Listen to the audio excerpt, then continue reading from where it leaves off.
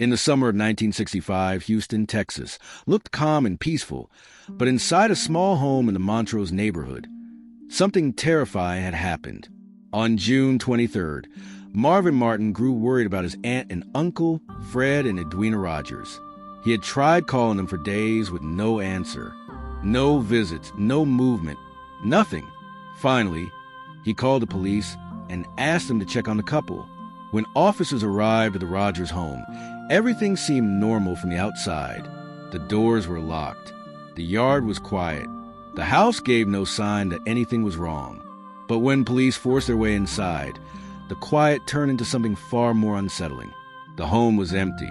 No sign of Fred, no sign of Edwina, and not even their adult son, Charles, who lived with them. As officers explored the house, they noticed something strange in the kitchen. Food had been left out, as if someone had been in the middle of preparing a meal. It didn't match the stillness of the home. Patrolman C.A. Bullock walked over to the refrigerator and opened it, expecting to find leftovers or drinks. Instead, he stepped back in shock. Inside were the dismembered bodies of Fred and Edwina, carefully wrapped and stacked as if they were groceries stored for future use. The sight turned what looked like a simple welfare check into one of Houston's most horrifying crime scenes. Investigators searched the house further and found blood that had been cleaned up, but not well enough. The trail led straight to one room, Charles Rogers' bedroom. He instantly became the main suspect. But when police tried to find him, he was nowhere to be seen. It was as if he had vanished. Inside the home, officers found several items they believe were used in the murders: a claw hammer, scissors, and a keyhole saw. Today, these would be handled with gloves and extreme care. But in 1965, investigators can be seen in photos holding the tools with their bare hands. Though gloves have been recommended since 1924, it wasn't standard practice on every crime scene, and the dangers of cross-contamination were not fully understood until DNA testing emerged in the 1980s. This means important evidence might have been damaged or lost forever.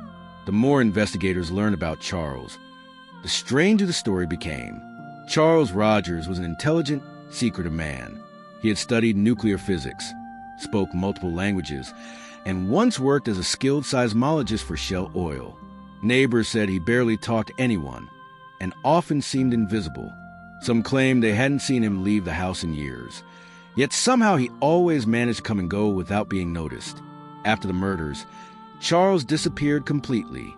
No sightings, no letters, no trace. Some people believe he fled the United States. Others think he met his own end somewhere far away. There are even theories saying he was involved in secret government work, which allowed him to vanish without a trace. But none of these theories have ever been confirmed. 10 years passed with no answers. In 1975, Charles Rogers was legally declared dead, even though his body was never found, and the murder of Fred and Edwina Rogers remains unsolved. To this day, people still wonder what really happened inside that quiet Montrose home. Who killed the elderly couple? Why were their bodies carefully placed in the refrigerator? And what truly happened to their son Charles after he vanished? More than half a century later, the case still leaves behind chilling questions. A peaceful neighborhood, a shocking discovery, a suspect who disappeared, and mystery that may never be solved.